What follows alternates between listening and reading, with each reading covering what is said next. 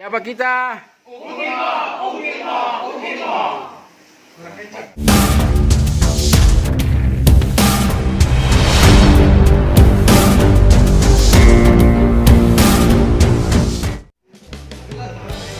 Makassar, timurnews.com.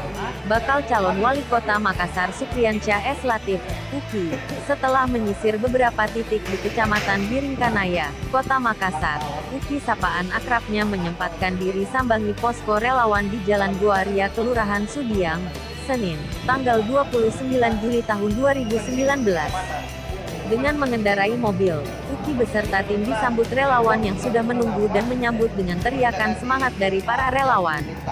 Pendukung jurnalis senior ini terus menggemakan, "Ukimu, Ukimu, Ukimu." Sambut relawan.